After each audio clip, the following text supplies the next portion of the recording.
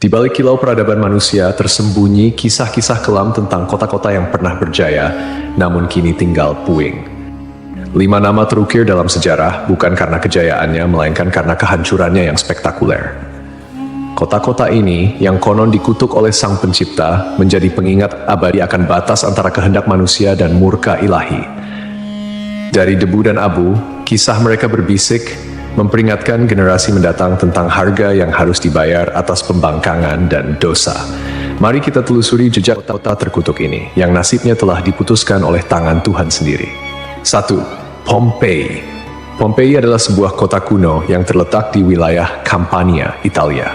Kota ini memiliki sejarah panjang yang dimulai jauh sebelum kehancurannya secara tragis pada tahun 79 Masehi.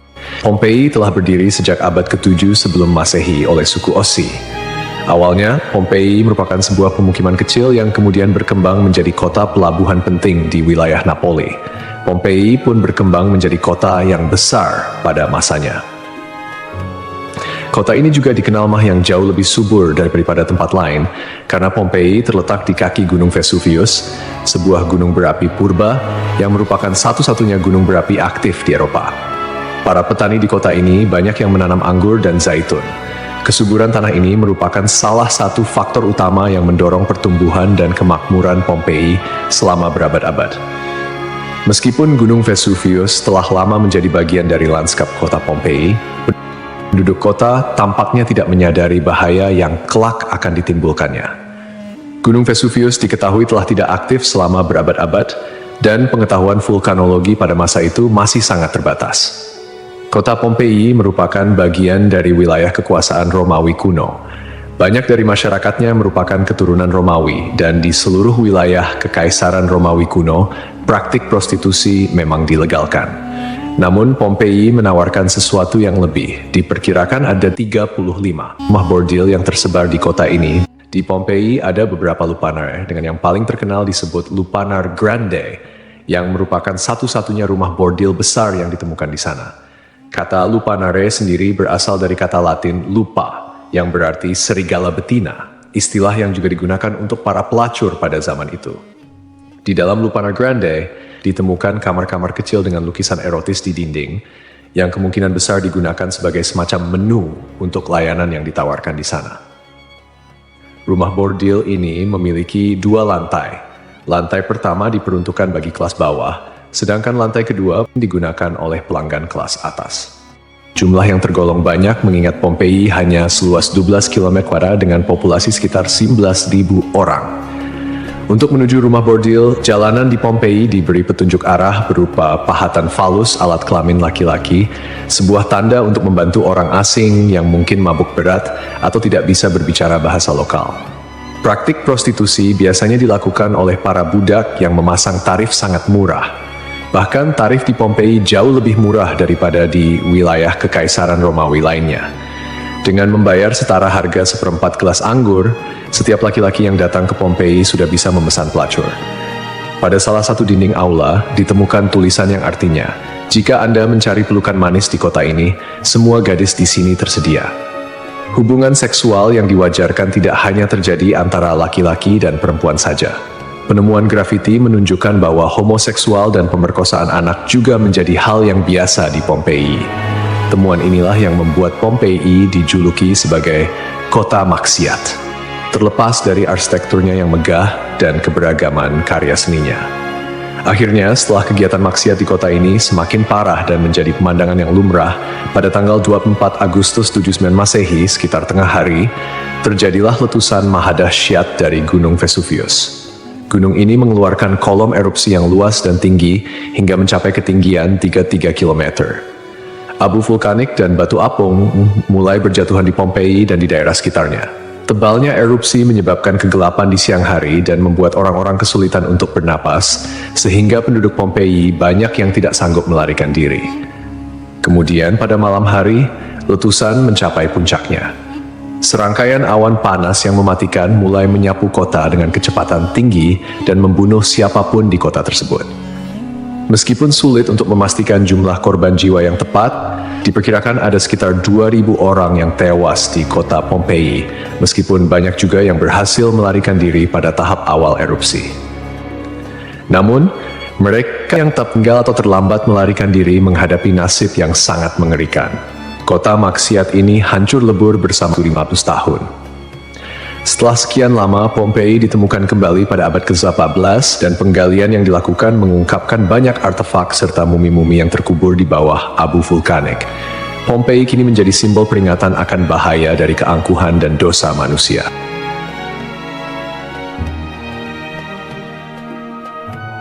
Kisah Desa Legetang. Pada suatu hari di Desa Legetang, warga melihat banyak binatang liar berkeliaran di sekitar jalan desa. Binatang-binatang ini, seperti monyet, kera, babi hutan, dan lainnya, bukan berasal dari daerah tersebut. Setelah diselidiki, ternyata hewan-hewan ini berasal dari Gunung Pengamun-Amun, yang berada agak jauh dari Desa Legetang. Kejadian ini membuat warga khawatir dan mereka bermusyawarah untuk menyikapinya. Mereka menyimpulkan bahwa turunnya hewan-hewan dari gunung adalah pertanda akan terjadinya musibah besar. Kepercayaan lokal yang menyatakan bahwa hewan bisa merasakan bencana sebelum terjadi mendorong warga Desa Legetang untuk bertindak cepat. Mereka memutuskan untuk kerja bakti membuat parit di lembah Gunung Pengamun-Amun sebagai upaya antisipasi bencana, khususnya longsor. Desa Legetang terletak di dataran tinggi Dieng, Kecamatan Batur, Kabupaten Banjarnegara, Jawa Tengah. Desa ini dikenal dengan tanahnya yang sangat subur, bahkan lebih subur dibandingkan desa-desa lainnya di sekitarnya. Sebagai contoh, jika semangka yang ditanam di desa lain hanya mencapai berat sekitar 6 kg, semangka yang ditanam di Legetang bisa mencapai 10 hingga 12 kg. Setelah parit selesai dibuat, kehidupan di desa kembali normal. Desa Legetang adalah desa yang makmur, hanya sedikit orang miskin di sana. Banyak saudagar kaya yang hidup mewah dan uang sering dihamburkan untuk hiburan. Setiap malam, mereka sering berjudi dan mengadakan berbagai hiburan yang tidak pantas, seperti kesenian lengger yang kadang berujung pada tindakan asusila. Kesenian ini yang hanya dilakukan di desa tersebut menjadi simbol betapa jauhnya masyarakat desa ini dari nilai-nilai agama dan moral. Setiap malam, penduduk Desa Legetang terlibat dalam berbagai bentuk kemaksiatan, termasuk perjudian, mabuk-mabukan, dan seks bebas. Mereka yang tidak terlibat dalam perilaku ini tampaknya membiarkannya, seolah-olah itu adalah hal yang wajar. Beberapa sumber melaporkan bahwa tingkat kemaksiatan di desa ini sangat tinggi, dengan beberapa laporan ekstrem seperti hubungan seksual antara anak dan ibu kandung. Desa Legetang mengalami hujan yang sangat lebat. Cuaca ekstrem ini disertai dengan petir yang menyambar-nyambar dan suara guntur yang menggelegar di langit yang gelap. Tiba-tiba, terdengar suara ledakan yang sangat keras yang dapat didengar hingga ke desa-desa di sekitarnya. Bukan paginya, setelah badai reda, penduduk desa-desa tetangga terkejut mendapati bahwa Desa Legetang telah tertimbun tanah dari puncak Gunung Pengamun-Amun. Tragedi ini menelan korban jiwa 351 orang, termasuk bayi dan balita. Hanya satu orang yang berhasil selamat, yaitu seorang pemuda bernama Suhuri yang sedang berada di luar desa saat kejadian. Secara logika, sulit untuk memahami bagaimana Desa Legetang bisa tertimpa longsoran dari puncak gunung yang jauh dan terpisah oleh lembah serta perkebunan. Penduduk desa telah membuat parit sebagai antisipasi terhadap longsor, tetapi bencana ini tampaknya melibatkan fenomena yang tidak bisa dijelaskan dengan mudah. Ada yang berpendapat bahwa kejadian ini adalah azab dari Allah, karena tidak dapat dipahami secara rasional. Ashabul Ras. Ashabul Ras adalah sebuah kaum yang hidup pada zaman dahulu. Kisah mereka disebutkan dalam Al-Quran sebagai salah satu kaum yang mendapat azab dari Allah Subhanahu wa Ta'ala. Nama Ashabul Ras secara harfiah berarti penghuni sumur atau pemilik sumur. Mereka tinggal di sebuah wilayah yang kini diperkirakan berada di antara Yamamah dan Hadramaut di Jazirah Arab. Kehidupan Ashabul Ras sangat bergantung pada sebuah sumur besar yang menjadi sumber air utama. Tidak hanya menjadi pusat kehidupan, tetapi juga menjadi simbol kemakmuran dan identitas kaum tersebut. Mereka membangun peradaban yang cukup maju di sekitar sumur ini dengan pertanian dan peternakan sebagai mata pencaharian utama. Namun, meskipun telah diberi nikmat berupa sumber air yang melimpah, Ashabul Ras justru menyalahgunakan anugerah tersebut. Mereka mengembangkan sistem kepercayaan yang menyimpang dan menyembah pohon cemara besar yang tumbuh di dekat sumur mereka. Pohon ini dianggap suci dan dijadikan objek penyembahan, menggantikan Allah Subhanahu wa Ta'ala sebagai Tuhan yang seharusnya disembah. Kemusyrikan Asyabul Ras tidak berhenti pada penyembahan pohon saja. Mereka juga mengembangkan praktik-praktik yang bertentangan dengan ajaran tauhid, seperti membuat patung-patung yang merepresentasikan dewa-dewa mereka, kemudian melakukan ritual dan persembahan kepada pohon cemara, serta menolak ajaran-ajaran monoteisme yang dibawa oleh para nabi dan rasul. Allah Subhanahu wa Ta'ala dalam rahmatnya yang tak terbatas tidak langsung menghukum Asyabul Ras. Sebaliknya, Allah Subhanahu wa Ta'ala mengutus seorang nabi kepada mereka untuk membimbing dan mengingatkan mereka akan jalan yang benar. Nabi yang diutus ini, menurut beberapa riwayat, adalah Nabi Syuaib, meskipun ada juga yang berpendapat bahwa ia adalah nabi yang lain yang namanya tidak disebutkan dalam Al-Quran.